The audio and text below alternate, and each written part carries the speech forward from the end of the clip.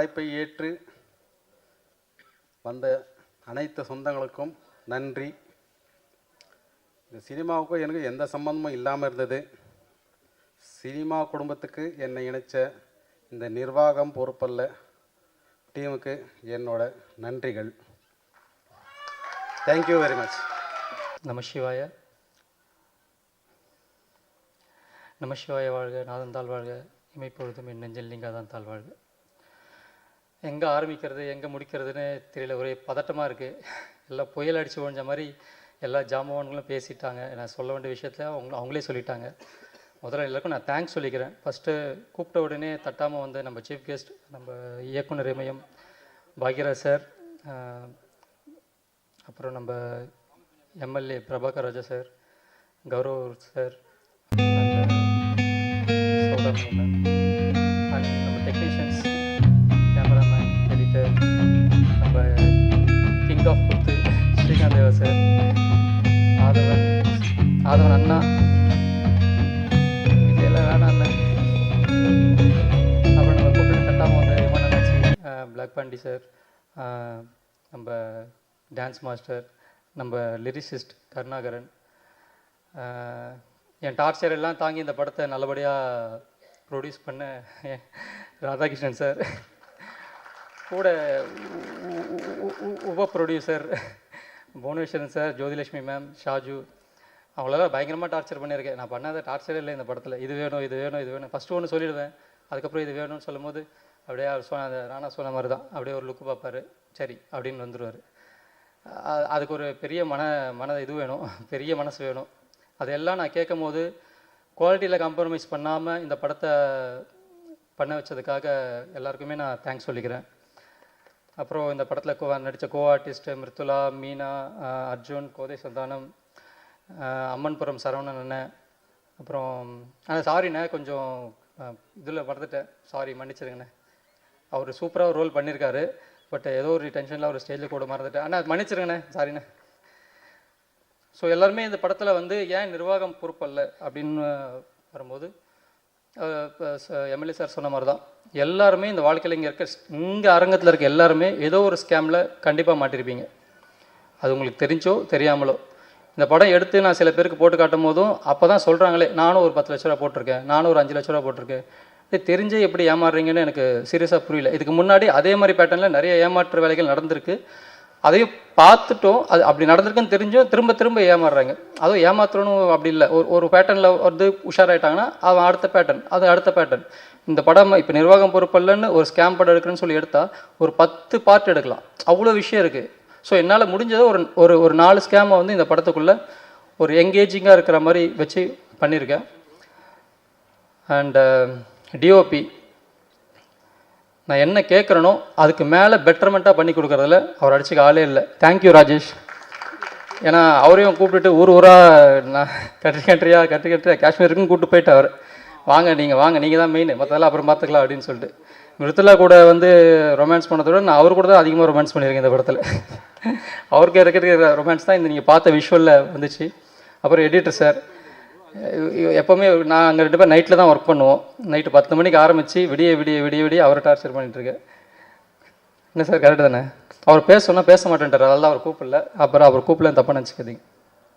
அப்புறம் நம்ம sound designer கோ producer Shaju, ஒரு பக்கம் மியூசிக் ஒரு பக்கம் சவுண்ட், ஒரு எல்லாமே மிக்ஸ் பண்ணி ஃபைனலாக ஒரு விஷுவல் வரணும், ஃபைனலாக வந்து ஒரு விஷயம் வந்து மக்கள்கிட்ட கன்வே ஆகணுன்றதை சூப்பராக பண்ணி அதை வந்து நீங்கள் எல்லாம் கேட்குற மாதிரி பண்ண ஷாஜுக்கு ரொம்ப ரொம்ப நன்றி. அண்ட் மியூசிக் டைரக்டர் ஸ்ரீகாந்த் தேவா அண்ணன், இந்த விழாவோட நாயகன். நான் ஒரு படம் என்னோடய விஷுவல் மேக்கிங் ஒரு 50% இருந்தால் 50% ஒரு 30% வச்சுங்க, மீதி 70% அவரோட மியூசிக்கால் தான் இந்த படம் தூக்கி நிற்கிது.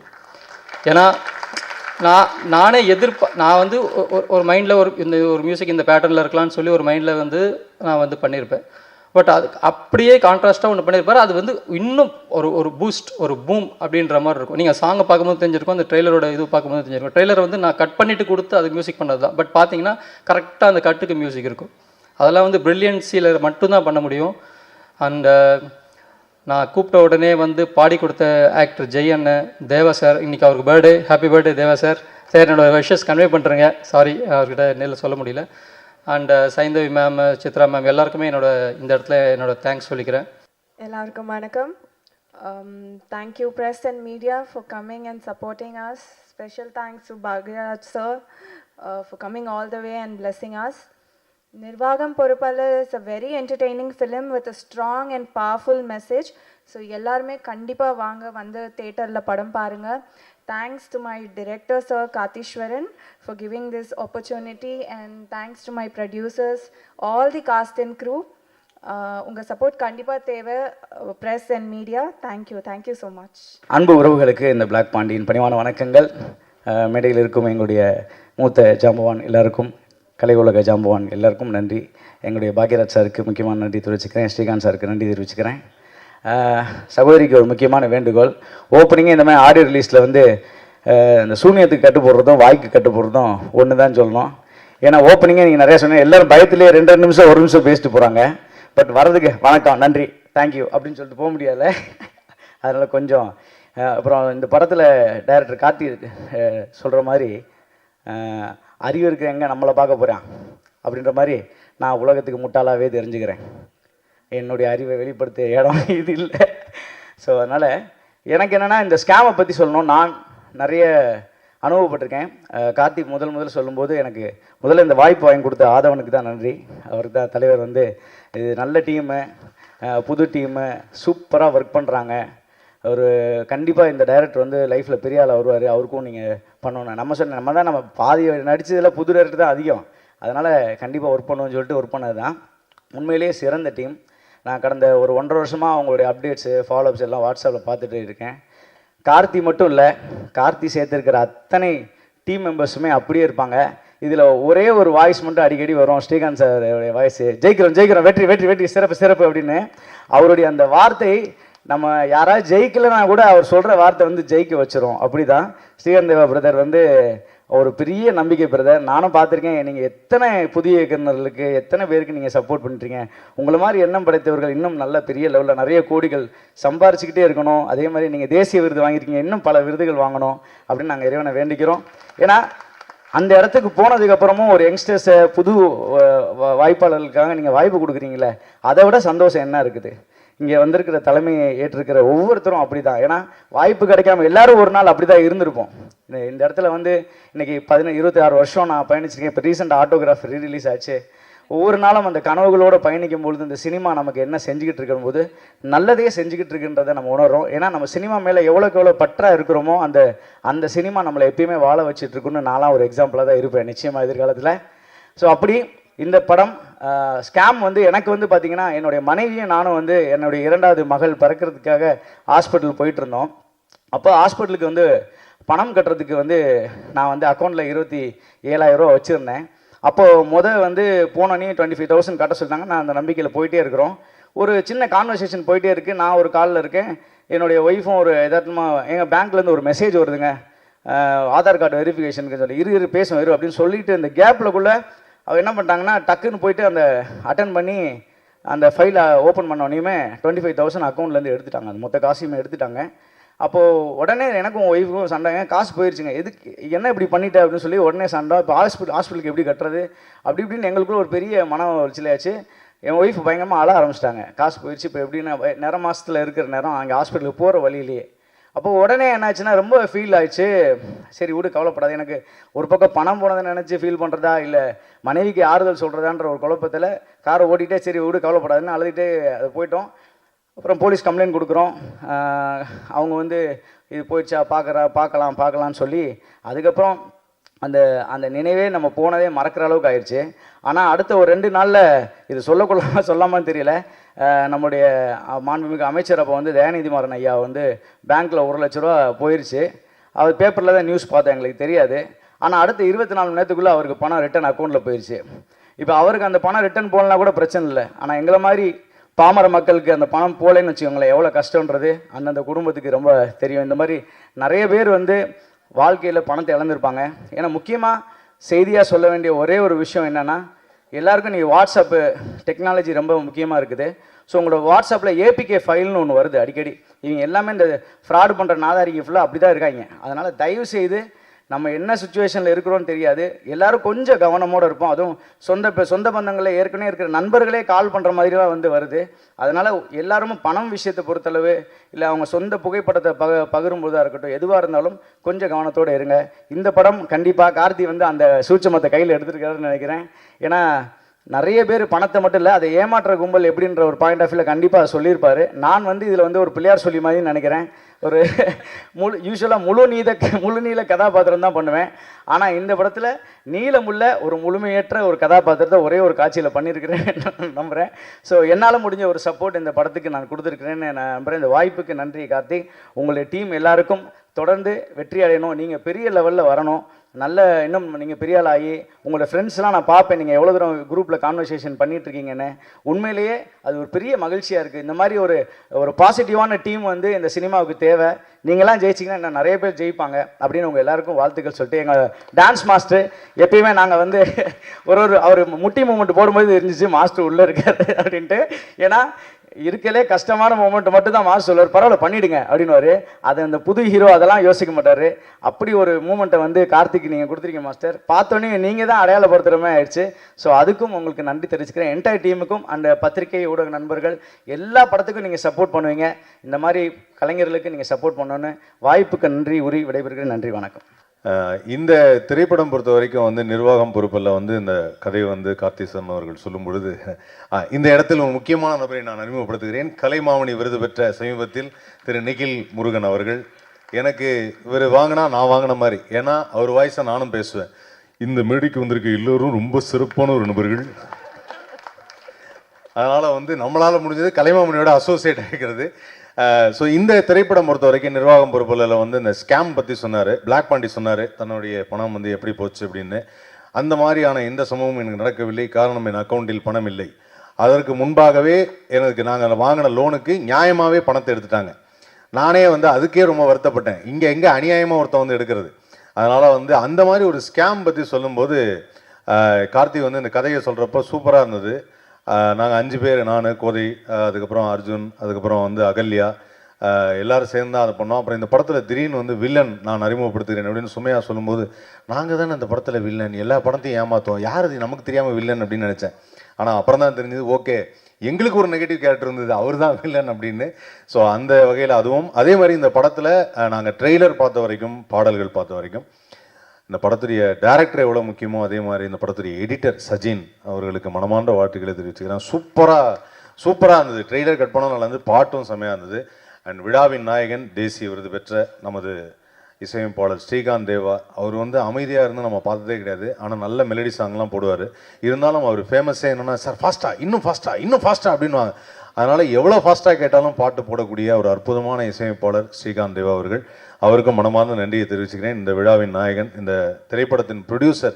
இந்த மாதிரி ஒரு படத்துக்கு வந்து ப்ரொடியூஸ் பண்ணும்போது டைரக்டர் எப்போவுமே அந்த வார்த்தையை சொல்கிறதுக்கு ரெடியாக இருக்கலாம், நாங்கள்லாம் பொறுப்பு இல்லை சார் இந்த படத்துக்குன்னு. பட் இருந்தாலும் அதையும் மீறி ப்ரொடியூசர் அவருக்கு வந்து ஃபுல் சப்போர்ட் கொடுத்துருக்காரு. அவருக்கும் வந்து நான் மனமார்ந்த நன்றியை தெரிவிச்சுக்கிறேன். எல்லோரும் எப்படி இருக்கீங்க? நல்லா இருக்கீங்களா? மணி 11 ஆயிடுச்சு. நல்லா இருக்கலான்னு ஒரு கேள்வி வரையா அவங்க மைண்ட் வாய்ஸ் எனக்கு கேட்குது. இந்த நிர்வாகம் பொறுப்பல்ல இந்த திரைப்படத்தினுடைய இசை வெளியீட்டு விழாவில் எனக்கும் கலந்து கொள்ள ஒரு வாய்ப்பளித்த இந்த நிர்வாகம் பொறுப்பல்ல டீமுக்கு என்னுடைய அன்பான நன்றிகள். மேடைக்கு கீழே அமர்ந்திருக்கக்கூடிய சின்ன சின்ன கேரக்டர்களில் நடித்து அடுத்து நாங்களும் இதே போல் ஒரு நாள் மேடையில் அமர்வோம் அப்படின்ற நம்பிக்கையோடு அமர்ந்திருக்கக்கூடிய அத்தனை அன்பு உள்ளங்களுக்கும் என்னுடைய அன்பான வாழ்த்துக்கள். சீக்கிரமாக நீங்கள் இந்த மேடைக்கு வரணும். அதே என்னுடைய வாழ்த்துக்களை சொல்லிவிட்டு 2 பேருக்கு முக்கியமாக ஒரு வாழ்த்துக்களை சொல்லிவிட்டு ஒரு 2 வேண்டுகோள் இருக்குது. அதையும் இந்த மேடையில் உங்கள் சார்பாக நான் வச்சுட்டு உடனே கிளம்பிடுறேன். முதல் வாழ்த்து யாருக்கு அப்படின்னு சொன்னால், இப்போ இந்த படத்தை அவர் அழகாக நம்ம ஆதவன் சொன்னார், இந்த எடிட் பண்ணியிருக்காரு பாருங்கள். அவர் எடிட்டருக்கு நம்ம எல்லோரும் ஒரு வாட்டி கைகளை தட்டி வாழ்த்துக்களை சொல்லிடலாம். ஆமாம், அதில் குறிப்பாக அவர் எடிட் பண்ணதுலேயே வந்து அந்த டைலாக் கரெக்டாக சொல்லுவார். அப்போது அறிவு இருக்கிறவங்களாம் எங்கே போவாங்க, டு தேட்டர் அப்படின்னு சொல்லி அதில் போட்டிருந்தார். அதை கவனிச்சிங்களா எல்லோரும்? ஆமாம், நம்மளெல்லாம் அறிவாளின்னு சொல்லி நம்பி அவர் எடிட் பண்ணியிருக்கார். என்ன சொல்கிறீங்க? அதனால் அவர் கண்டிப்பாக கை தட்டியே ஆகணும்.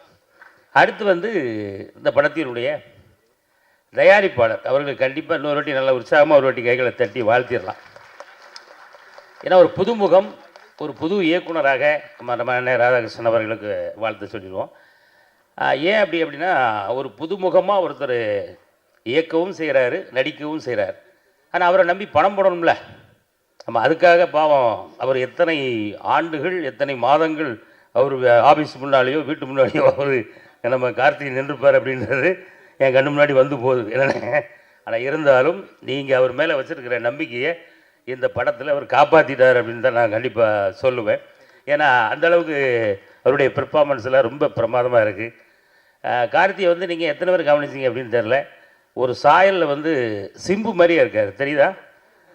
சில ஸ்டெப்லாம் போடும்போது அப்படி அப்படி அப்படி பார்க்கும்போதெல்லாம் அந்த 48 ஃப்ரேம்ஸில் அவர் வரும்போது சிம்பு மாதிரியே இருக்காப்புல, இருக்கா இல்லையா?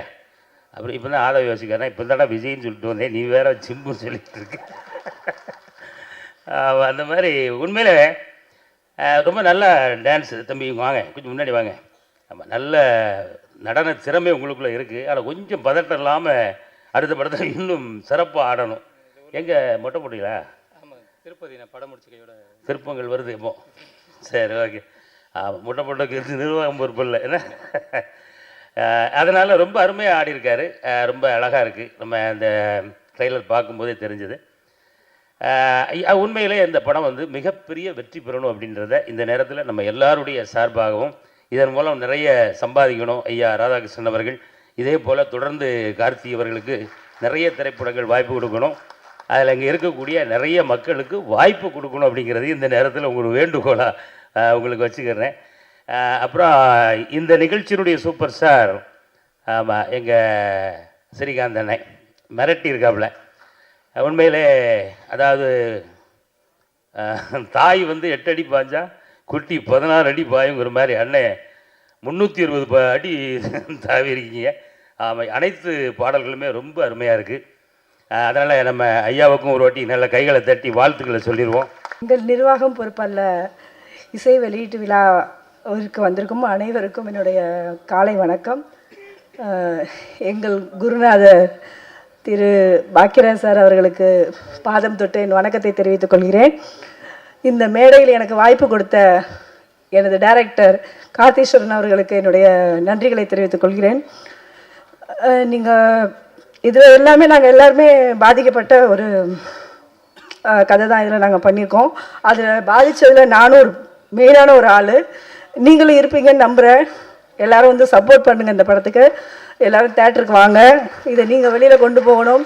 பட் ப்ரெஸ் அண்ட் மீடியா சொந்தங்களுக்கு நான் சொல்லிக்கிறது ஒன்று தான், எங்களை நீங்கள் வெளியில் கொண்டு வருவீங்கன்னு நாங்கள் நம்புகிறோம்.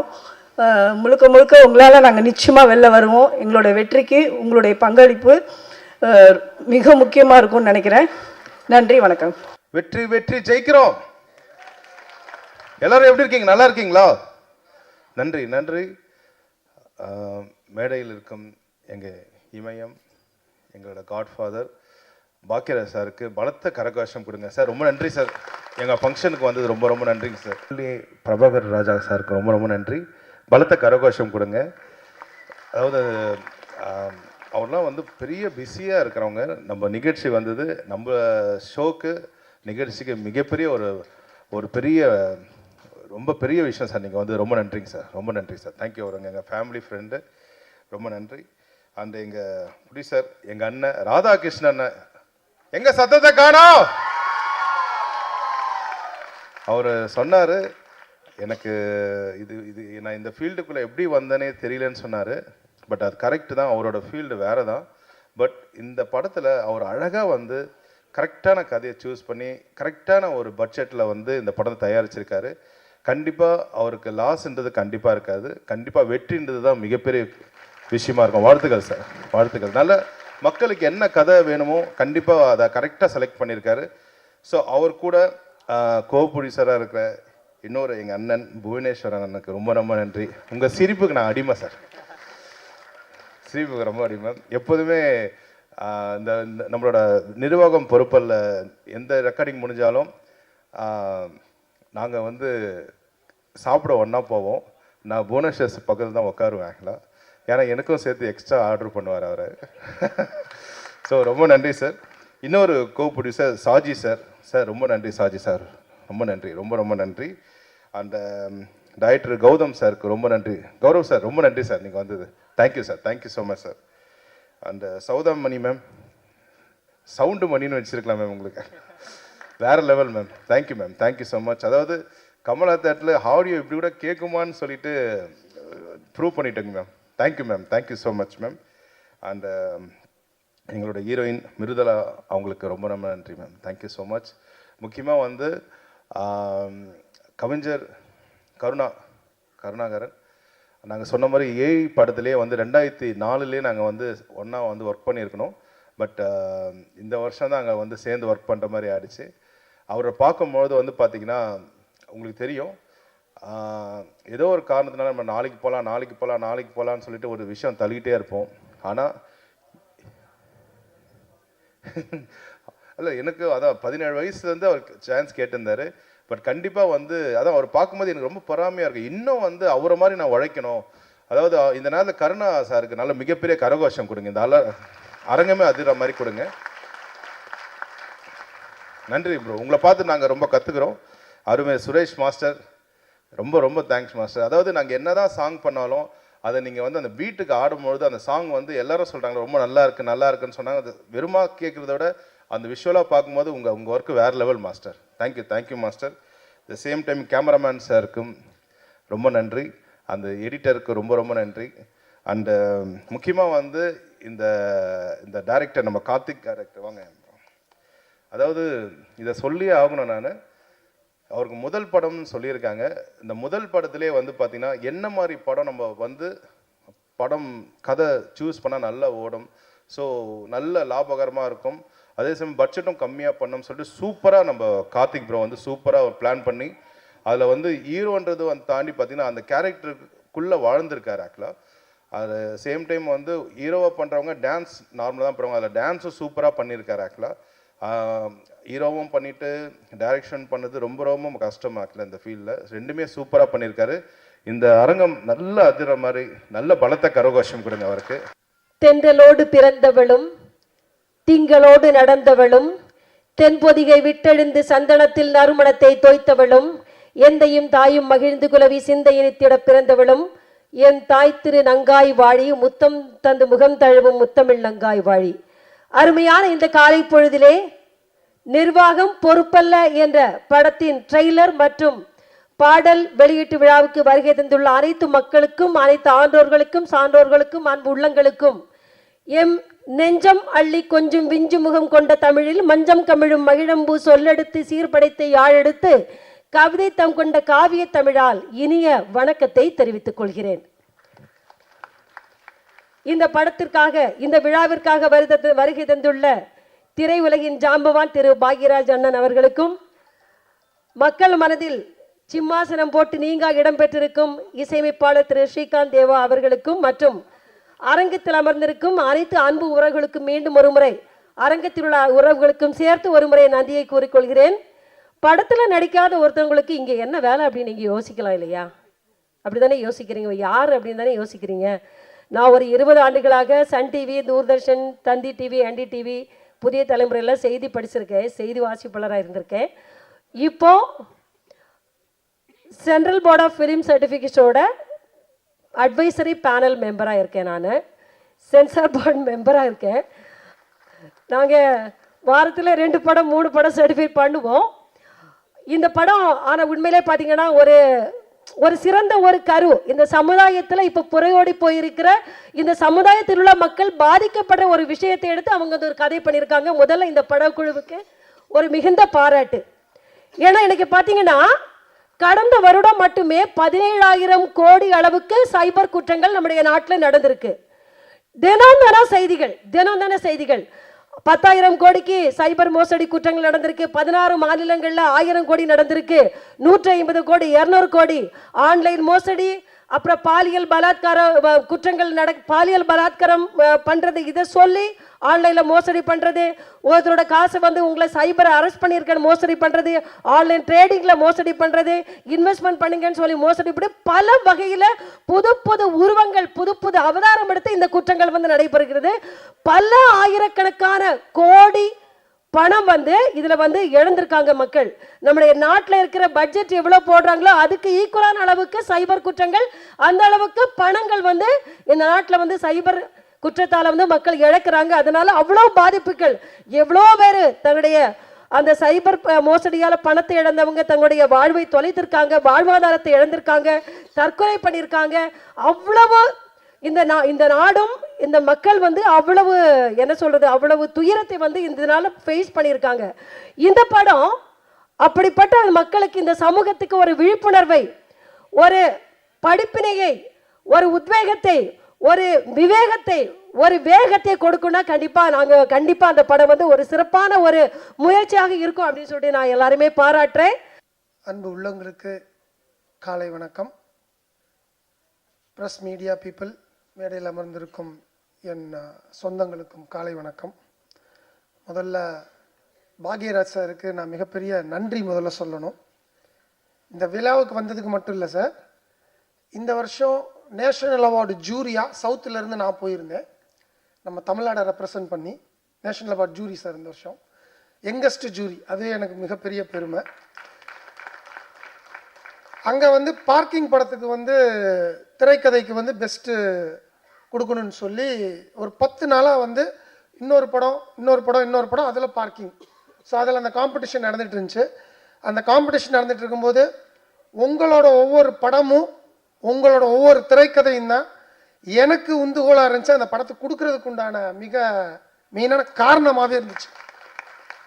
ஸோ நான் அவங்ககிட்ட அங்கே இருக்கிறவங்க எல்லாருக்குமே வந்து பாக்யராஜ் சாரை தெரியும். அப்போது அந்த மாதிரி சொல்லி தான் இன்றைக்கி திரைக்கதை அப்படின்னாலே வந்து தமிழ்நாடு தான், தமிழகம் தான் திரைக்கதைக்கு சிறந்தது. இத்தனை வருஷமாக கொடுக்கவே இல்லை தமிழ்நாட்டுக்கு திரைக்கதைக்கு, பார்க்கிங்க்கு கொடுத்தே ஆகணும் அப்படின்னு சொல்லி போராடும் போது எனக்கு பாக்யராஜ் சார் வந்து அங்கே மறைமுகமாக என் கூட நின்னார். அதுக்கு மிகப்பெரிய நன்றி சார். முதல்ல அடுத்து தலைவர் எம்எல்ஏ வந்திருக்காரு நம்ம விருகம்பாக்கம். இதுக்கு உண்மையிலே எனக்கு ரொம்ப நெருங்கிய நண்பர்.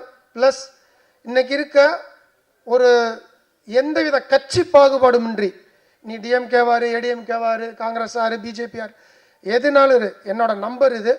எத்தனை மணிக்கு கூப்பிட்டாலும் அத்தனை மணிக்கு நானுன்னு இல்லை, யாராக இருந்தாலும் ஓடி வந்து முதல்ல நின்று விருகம்பாக்கம் தொகுதிக்கு அவ்வளவு அருமையான வேலைகள் செய்து கொண்டிருக்கும் என் நண்பர் பிரபாகராஜா அவர்களுக்கு வாழ்த்துக்கள். நன்றி சார், உங்கள் பணி தொடரணும். அடுத்ததாக நான் மேஜராக ப்ரொடியூசர் ராதாகிருஷ்ணன் சாரை பற்றி சொல்லணும். இந்த படம் தயாரித்தது ஒரு விதம் அப்படின்னா, ஒரு மனிதன் தான் அப்பா அம்மாவை நேசிக்கிறவன் தோக்கவே மாட்டாங்க. முதல்ல அவங்க அப்பா ஃபோட்டோவை கொண்டு வந்து அங்கே வச்சுட்டு வந்தோடனே சொன்னார், 5 மாதத்துக்கு முன்னாடி தான் அவர் காலமானான்னு சொன்னார். அப்பா மேலேருந்து உங்களை பார்த்துட்டு இருக்கார் சார், இந்த படம் கன்ஃபார்மாக வெற்றி அடைய உங்களோட முழு ஆசீர்வாதம் உங்களுக்கு, நேரையே உங்களை பார்த்துட்டு இருக்காரு. ஸோ நான் ரொம்ப அப்பா சென்டிமெண்ட்டான ஆள், அதனால் எனக்கு அது ரொம்ப டக்குன்னு எனக்கு ரொம்ப பிடிச்சிருந்துச்சி. முதல்ல ஒரு மனுஷனாக நீங்கள் ஜெயிச்சிட்டீங்க, முதல்ல ஒரு மகனாக ஜெயிச்சிட்டீங்க, ப்ரொடியூசராக கன்ஃபார்மாக ஜெயிப்பீங்க சார்.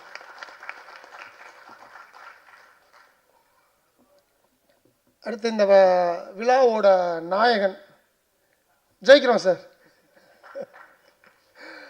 முதல்ல இந்த நெகட்டிவ் இருக்கவே கூடாதுன்னு என் படத்துல எல்லாம் பார்த்தீங்கன்னா, தூங்கா நகரம், சிகரம் தொடு, இப்படை வெல்லும், அட்லீஸ்ட் டைட்டில்லையே நம்ம வந்து பாசிட்டிவிட்டியை கொண்டு வந்துருவோம்னு நினைக்கிற ஆள் நான்.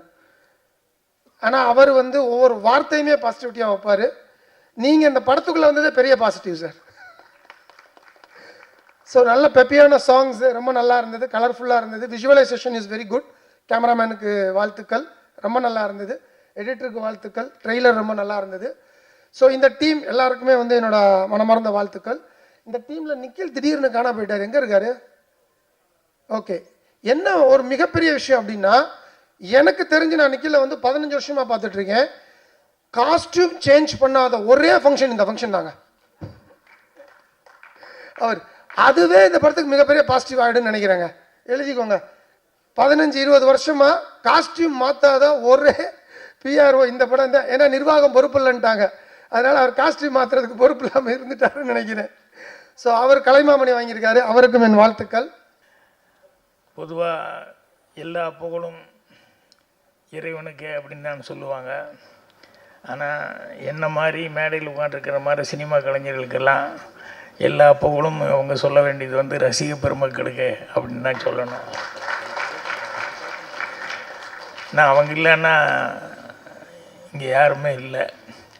ஏன் அவங்கள்லேருந்து ஆரம்பிக்கிறேன் அப்படின்னா, அவங்களும் பத்திரிகை மற்றும் அனைத்து டிவி ஊடக நண்பர்கள் இவங்க எல்லாருமே இந்த படத்தை பொறுத்த வரைக்கும் முதல் ப்ரொடியூசர் ராதாகிருஷ்ணன் அவர்கள். ஸோ அவருக்கு கண்டிப்பாக சப்போர்ட் பண்ண. அவர் என் பக்கத்தில் தான் உட்காந்துருந்தார். யார் என்னன்னு எனக்கு தெரியல. ப்ரொடியூசர்னு கூப்பிடும்போது தான் அவர் வந்து எந்திரிச்சு வரும்போது தான் எனக்கு தெரிஞ்சது. அவ்வளோ சிம்பிளாக உட்காந்துருக்கார். ஒரு படம் எடுத்த ஒரு ப்ரொடியூசர் மாதிரி இல்லாமல். அது மட்டும் இல்லாமல் இதில் கோ ப்ரொடியூசர்ஸ் நிறைய பேர் இருக்காங்க. யாரோ சொல்லிட்டு இருந்தாங்க 8-9 பேர் என்னமோ, எல்லாத்துக்கும் நன்றி அப்படின்னு சொல்லிட்டு. அந்த மாதிரி நிறைய கோ ப்ரொடியூசர்ஸ் இருக்காங்க. ஸோ இத்தனை பேர் சேர்ந்து இந்த படத்தை செஞ்சுருக்கும் போது அவங்களுக்கு வந்து பத்திரிகையாளர்களும் ரசிக பெருமக்களும் பெரிய ஆதரவு கொடுக்கணும்னு சொல்லி ஆரம்பத்திலே கேட்டுக்கிறேன். விழா நாயகன் ஸ்ரீகாந்த் தேவா. இந்த சினிமாவில் ஆபத்தாண்டவன் அப்படின்னு சொல்லி சொன்னோம்னா அவங்க அப்பா அந்த பேர் எடுத்திருக்காரு. பெரிய ரஜினி சார் மாதிரி பெரிய ஆளுகளுக்கும் படம் பண்ணுவார். காசே இல்லை, ஏதோ கஷ்டப்பட்டு இப்போ தான் சிரமப்பட்டு பண்ணியிருக்கோம் அப்படின்னு சொன்னால் அவங்களுக்கும் தேவா சார் வந்து எதுவுமே பேசிக்காமல் கொடுக்குறத கொடுங்க, முடிஞ்சதை பண்ணுங்க, இல்லைனாலும் பரவாயில்லன்னு பண்ணுவார். அந்த வழியில் ஆபத்தாண்டவனா இன்றைக்கி ஸ்ரீகாந்த் தேவா இருந்துட்டுருக்காரு. ஸோ சின்ன தயாரிப்பாளர்கள் எல்லாத்துக்குமே வந்து அவர் ஒரு திறமையாக பாடல்கள் பாடுறது மட்டும் இல்லை, எல்லா விதத்துலேயும் வந்து உதவியாக இருக்கார். படத்தில் நடிக்கவும் செஞ்சுருக்காரு. அங்கங்கே சாங்கில் அங்கங்கே வந்திருக்காரு. சாங்கில் மட்டும் இல்லை, நீ கேரக்டர்லேயே வரலாம், வந்து நடிக்கலாம். ஸோ அவர் நான் இங்கே பேசும்போது ஸ்ரீகாந்த் தேவா அவர்கள் பேசியது வழிமொழிகிறேன்னு சொல்லிக்கலான்னு நினச்சேன். என்ன அப்படின்னா எல்லாத்தையும் சொல்லிட்டார். ஒருத்தர் விடாமல் ஒவ்வொருத்தர் பேராக சொல்லி சொல்லி எல்லாத்தையுமே பாராட்டி சொன்னார். ஸோ ஆதவன்லேருந்து அண்ணாச்சியிலேருந்து எல்லாரும் அவங்க எல்லாத்துக்கும் அவர் வந்து அவர் பாராட்டு சொல்லி, சாதாரண சின்ன ஆளுகளுக்கு கூட பாராட்டு சொல்லி சொன்னார். அதையே சொல்லிக்கலாம்னு நினச்சிருந்தேன். இப்போ இங்கே சினிமா ஆட்கள் இல்லாமல் சட்டமன்ற உறுப்பினர் மரியாதைக்குரிய பிரபாகர் அவர்கள் வந்திருக்காரு. அவருக்கு என்னுடைய வணக்கத்தை தெரிவிச்சுக்கிறேன். அவர் பேசும்போது நான் சிரிச்சுக்கிட்டேன். என்னென்ன ஸ்கேம் பற்றி அவர் பேசினார். ஏன் சிரிச்சுக்கிட்டேன் அப்படின்னா, தேர்தல் வரப்போகுது. ஓட்டுக்கு பணம் கொடுக்காமல் யாராவது இருக்காங்களா? வாங்காமல் இருக்க எத்தனை பேர் இருக்காங்க? இது நினைக்கும் போது இதே ஒரு ஸ்கேம் தானே.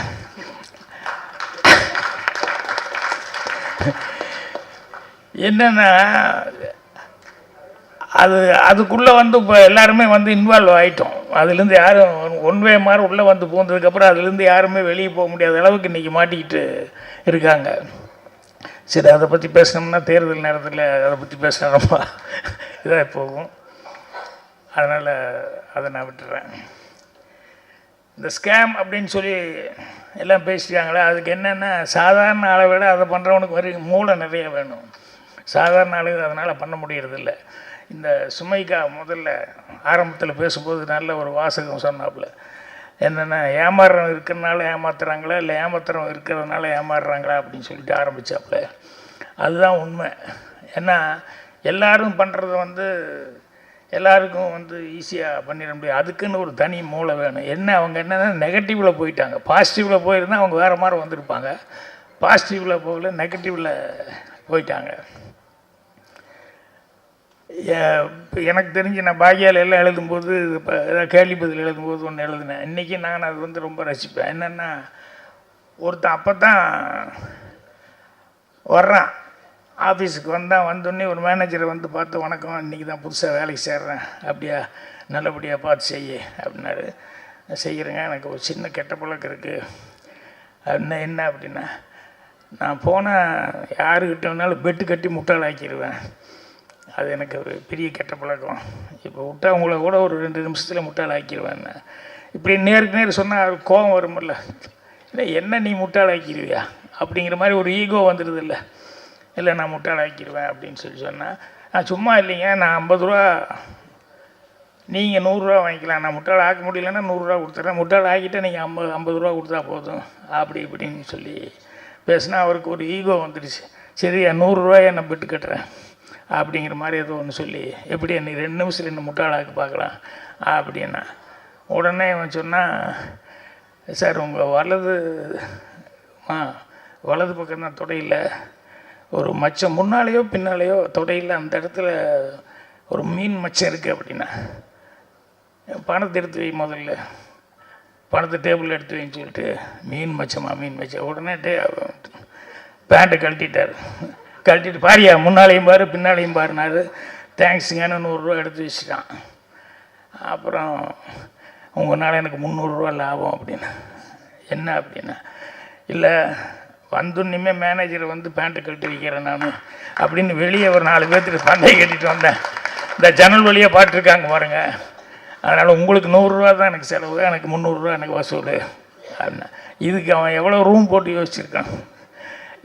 இந்த மாதிரி ஸ்கேம் பண்ணுறது அப்படிங்கிறது வந்து நினச்சி பார்த்தா ஒவ்வொன்றும் ஆச்சரியமாக இருக்கும்.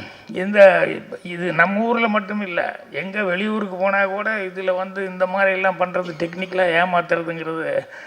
ஃபாரின் போயிருக்கிறோம் நான், அப்போ எங்கள் கூட ஆர்டிஸ்ட் இறந்துட்டாங்க, மஞ்சுளா, விஜயகுமார் அவங்க ஒய்ஃப் மஞ்சுளா எங்கள் கூட வந்துருந்தது, பூர்ணிமா எல்லாருமே இருக்கேன். நாங்கள் ஒரு குரூப்பாக ஒரு 6-7 பேர் இருக்கிறோம்.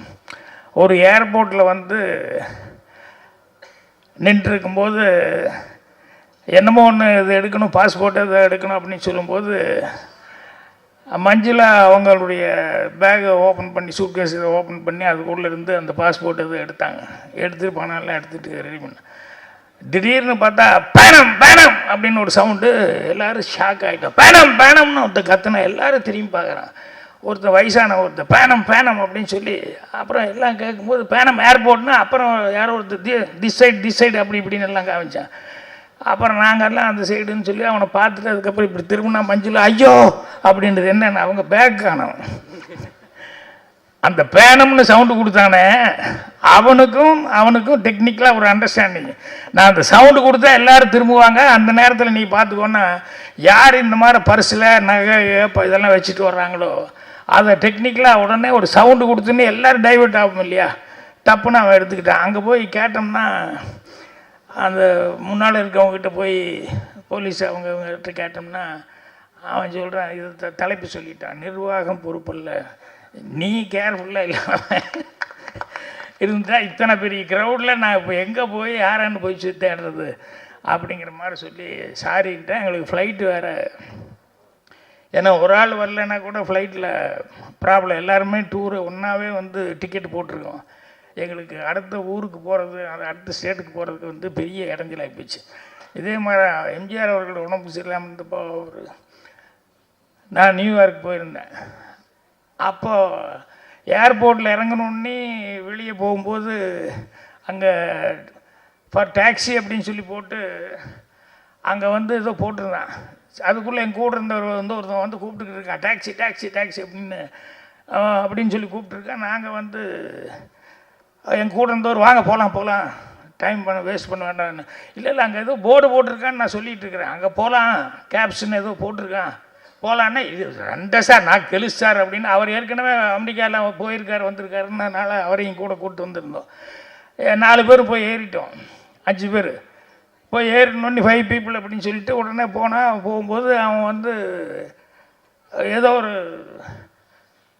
$50 இவ்வளோ தானே, $50 தானே அப்படின்னு சொல்லிட்டு அவன் கரெக்டாக தான் சொல்லியிருப்பான், வாங்க அப்படின்னு சொல்லிட்டு ஏறிட்டோம். போனோடனே பனி வேறு கொட்டிக்கிட்டு அந்நேரத்துக்கு நெருப்பு மாதிரி போய் டபக்குன்னு காரில் ஏறி இறஞ்சிட்டோம். அங்கேருந்து ஹோட்டலுக்கு போனோம். போய் இறங்கணுன்னே $50 எடுத்து கொடுத்தோம். வாட் 50? இல்லை யூ ஒன்லி டோல்டு 50 அப்படின்னா, ஈச் 50. 5 பேர்த்துக்கு $250 கொடுன்ட்டான். என்னடா அமெரிக்காவில் இப்படி பண்ணுறாங்க, நம்ம ஊரில் நான் கேள்விப்பட்டிருக்கேன். ஐஸு பீச்சில் போய் வாங்குவோம் இல்லையா, எவ்வளோப்பா அப்படின்னா 50 பைசா, ஒன்று 50 பைசா அப்படிமா. சரி 50 பைசா தான் நான் வாங்கி வாயில் வச்சதுக்கப்புறம் காசு கொடுக்க போனேன், ஒன்று 50 பைசானா ₹1 50 பைசா அப்படிமா. என்னையா இப்படி சொல்கிற அப்படின்னா, இல்லை ₹1.50. ஏய் இங்கே பாரியா ஏமாத்துறான்னா உடனே கலபலபலன்னு ஒரு 5-6 பேர் பக்கத்து கடையிலேருந்து வந்துடுவானுங்க. என்ன பண்ணுறான்னு இதை பார்த்துன்னே பயந்து வேண்டாப்பா காசு கொடுத்துட்றோம் அப்படின்ட்டுருவோம். இந்த மாதிரி இது இங்கே மட்டும் இல்லை, அமெரிக்காவில் கூட இந்த மாதிரிலாம் நடக்குது. அப்படிங்கும்போது நம்ம தான் கேர்ஃபுல்லாக இருக்கணும் அப்படின்னு சொல்லிட்டு இங்கே பேசும்போது சௌதாமணி பேசிகிட்டு இருக்கும்போது அவங்க ரொம்ப நல்லா பேசுனாங்க. அவங்களுக்கு கௌதம் நாராயணன் வந்து அவர் ரொம்ப அக்கறை எடுத்து பேசினார். என்னென்னா சின்ன படம் ஓடணும், அதுக்கு வந்து உங்களுடைய ஆதரவுலாம் கொடுக்கணும் அப்படிங்கிற மாதிரி ரொம்ப சினிமா மேலே ஒரு அக்கறை எடுத்து பேசினார். அவர் சௌதாமணி ரொம்ப சிறப்பாக தமிழில் ரொம்ப அழகாக பேசிக்கிட்டு இருந்தாங்க. அப்புறம் சென்சார் அப்படின்னு சொன்னோடனே எனக்கு ரொம்ப சந்தோஷமாக தான். எனக்கு சென்சார் கொஞ்சம் விவரமாக இந்த மாதிரிலாம் இருக்கிறது கொஞ்சம் நல்லது தான் அப்படின்ட்டு நான் ஒரு படம் தூரில் நின்று போச்சு. சென்சாருக்கு போனேன். சென்சாரில் வந்து ஒரு கட்டு அப்படின்னாங்க. நான் என்னடா கட்டு இதில் ஒரு கட்டுன்னு சொல்கிறாரு அப்படின்னு சொல்லிட்டு என்ன இல்லை ஒரு பாட்டில் வந்து சுலோச்சனா நீங்களும் ஒரு பாட்டில் வந்து பக்கத்தில் ஓடி வந்து நின்னீங்க. நிற்கும்போது அப்படி குதிங்கால் இப்படி டக்குன்னு தூக்குற மாதிரி ஒரு ஷாட் வருது, அதை கட் பண்ணணும். ஏங்க குதிங்கால் தூக்குறதுல என்ன இருக்கு? இல்லை அது கிஸ் பண்ணுற மாதிரி மீனிங் கொடுக்குது அப்படின்னு. யோ கிஸ் பண்ணுறதை காட்ட முடியாது, அதுக்கு தான் அந்த மீனிங் கொடுக்குறதுக்காக அதை வச்சுருக்கிறேன். இது ஏன் ஷாட் இல்லையா, அது தொட்டு சினிமாவில் ரொம்ப நாளாக கொடுத்துட்ருக்காங்க. அதனால் காலை தூக்குறது அந்த டிங்கன் அந்த ரிதத்துக்கு தகுந்த மாதிரி அப்படி காலை தூக்குற மாதிரி காமிச்சிருக்கேன். இல்லை அதை நீங்கள் தூக்கணும் கிஸ் பண்ணுற மாதிரி மறுபடியும் அதையே சொல்லிட்டீங்க. எனக்கு வேறு ஒன்றுமே இல்லையா கட் பண்ணுறதுக்கு அப்படின்னா, அவர் கட் பண்ணுறதுக்கு ஒன்றுமே இல்லைங்கிறதுக்காக எவ்வளோ இதாக வந்து இப்படி ஆர்கியூ பண்ணார் அப்படின்னு சொல்லி நினைக்கும் போது எனக்கு ரொம்ப ஆச்சரியமாக இருந்தது. பட் இந்த மாதிரி இவங்கெல்லாம் பேசும்போது தான் தெரியுது, இவங்கெல்லாம் இருந்தாங்கன்னா சினிமா கொஞ்சம் சப்போர்ட்டாக இருக்கும். காரண காரியத்தோடு தான் வைக்கிறாங்க, இதுக்கெல்லாம் ஒரு ரீசன் இருக்கும் அப்படின்னு சொல்லிட்டு. ஸோ அது ஒரு ஆரோக்கியமான ஒரு சமாச்சாரம். இந்த ஸ்கேமெல்லாம் பார்க்கும்போது சினிமாவில் நம்மளும் வந்து ஏதாவது, ஏன்னா பாக்கியாக எழுதுறது படிக்கிறதுல வரும் சிலது வந்து நான் ரொம்ப ரசித்து ஒன்று வச்சேன், அது படத்துக்கு வைக்க யூஸ் பண்ண முடியல. ஆனால் படத்தில் வந்து அதை வச்சேன்னா வடிவேலுக்காக அந்த காமெடி ஒரு படத்துக்காக யோசித்தேன். என்னென்னா ஒரு ஹோட்டலில் வந்து வடிவேல் அவன் வெளியூர்லேருந்து எங்கேயா வெளியூர் போய் பிழைக்க போகணும்னு சொந்த ஊர் விட்டுட்டு ஒரு பொட்டி தகர பொட்டி எடுத்து துணியெல்லாம் எடுத்து தகர பொட்டியோடு வருவான். வந்தால் ஒரு பிராமணால் கபேன்னு ஒரு ஊரில் புது ஊருக்கு வந்தவன் வந்து பார்க்குறான் பிராமணால் கபே. அப்படி பார்த்தோன்னே அந்த போர்டு பட்டியல் வச்சுருப்பாங்க இல்லையா, இட்லி தோசை அது இதெல்லாம் எவ்வளோன்னு. அப்புறம் இட்லி நம்மக்கிட்ட இருக்கிற காசுக்கு 2 இட்லி சாப்பிட்லாம், அவ்வளோதான். இட்லி எவ்வளோன்னு பார்க்குறான், அது ஏதோ ஒரு 2 ரூபா அப்படிங்கிற மாதிரி போட்டிருக்குன்னு வச்சுக்கோங்களேன். அதுக்கப்புறம் காஃபி ஒன்று, சரி ஒரு ரூபா. அப்புறம் ஜோப்பில் காசு, சரி 3 ரூபா, அதெல்லாம் 3 ரூபா செலவு ஒன்றும் தப்பு இல்லை அப்படின்னு சொல்லிட்டு போய் கடையில் உள்ளே உட்காந்தான்.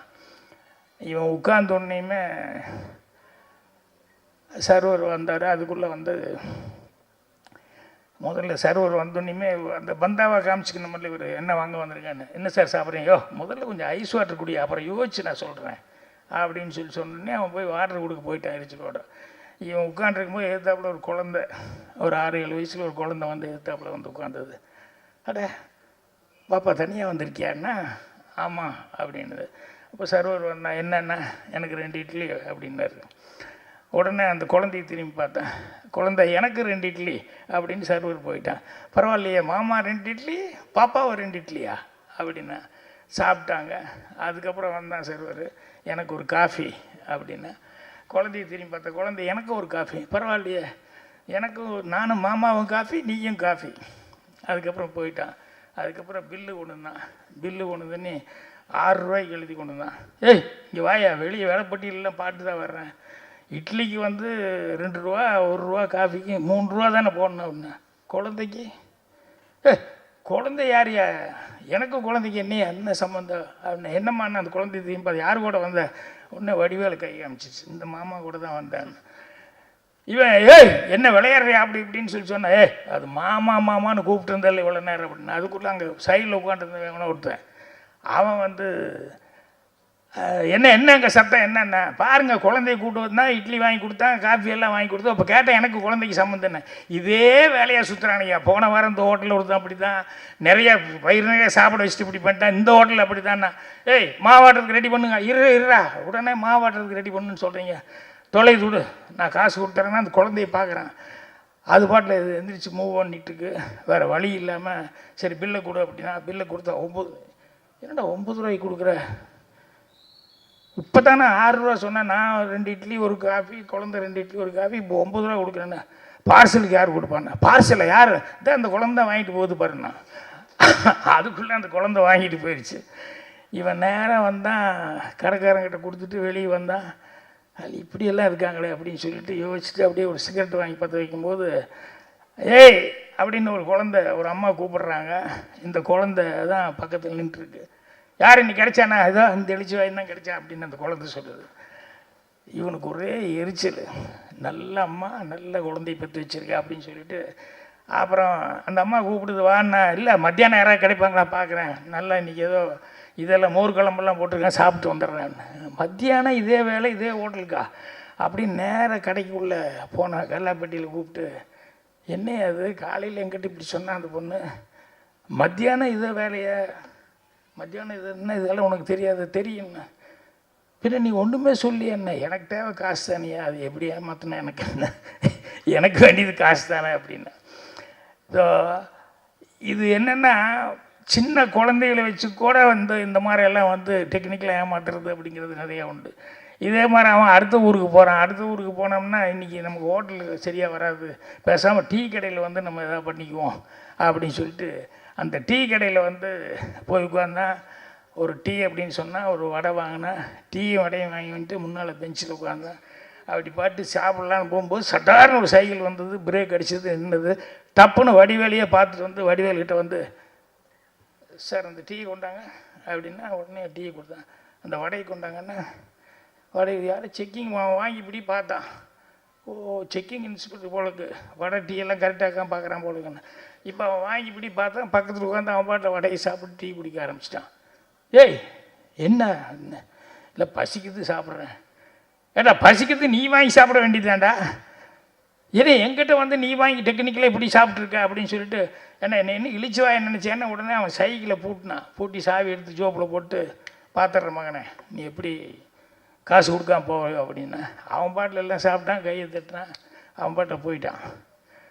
என்ன முழிக்கிறான் என்னையா அது அப்படின்னு சொல்லிட்டு அப்புறம் கடைக்காரங்கிட்ட கேட்குறான், ஏங்க என்னங்க இது, அவன் ஒரு வடை டீக்கு சைக்கிளே விட்டுட்டு போயிட்டானா என்னங்க இது அப்படின்னு சொல்லும்போது நான் சாவி எல்லாம் போட்டு வச்சுனேன். இல்லைங்க அது திருடிட்டு வந்த சைக்கிளு, சாவி யார் வச்சுருக்கான்னு அவனைத்தானே பிடிப்பானே கிறகத்தைன்னு சாவி தூக்கி போட்டான். உடனே இன்னொருத்தன் வந்தாங்க, நீ சாவி எடுத்து சைக்கிளை திறந்தான்.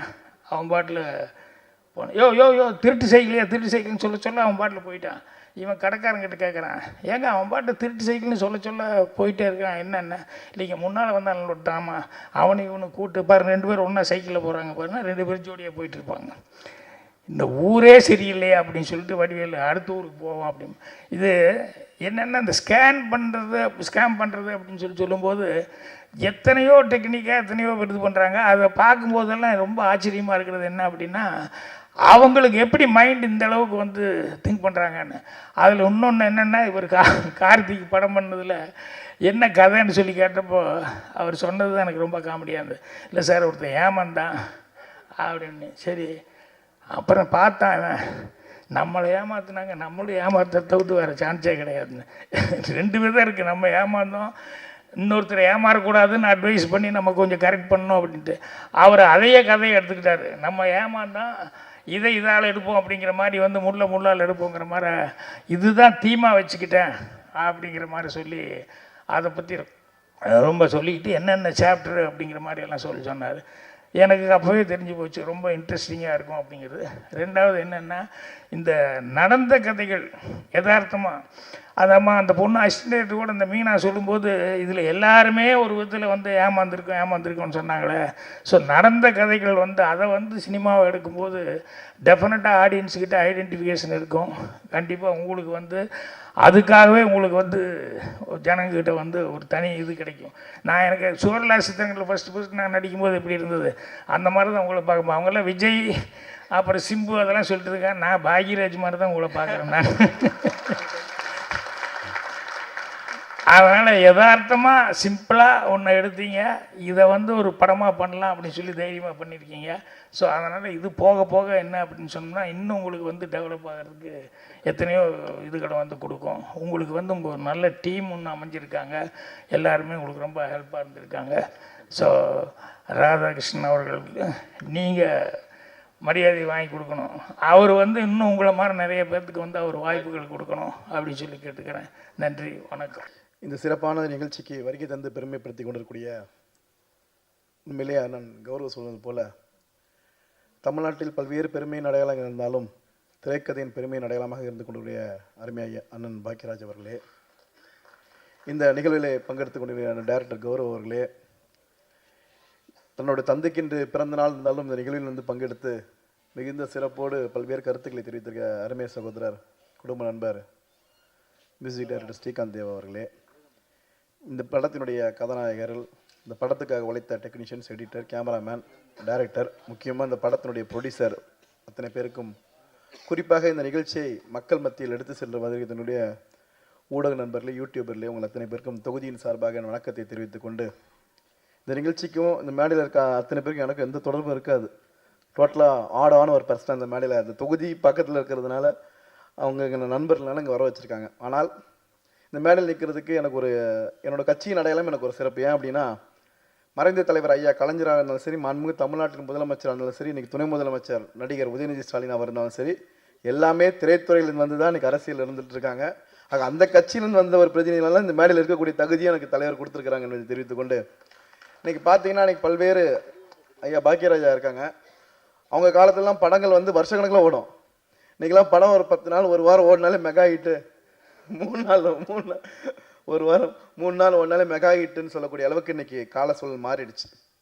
இன்றைக்கி இந்த ஒரு இன்றைக்கி படங்கள் எடுக்கிறாங்க, பல படங்கள் வரக்கூடிய படங்கள் ஏதோ கதையும் இல்லாமல் எதுவும் இல்லாமல் மக்களுக்கு சொல்லக்கூடிய கருத்துக்கள். ஏன்னா இன்றைக்கி சினிமா நடிகர்களை பார்த்து தான் இன்றைக்கி இருக்கக்கூடிய இளைஞர்களாகட்டும் மாணவர்களாகட்டும் தன்னை அந்த வழியில் நடத்திக்கிறான்.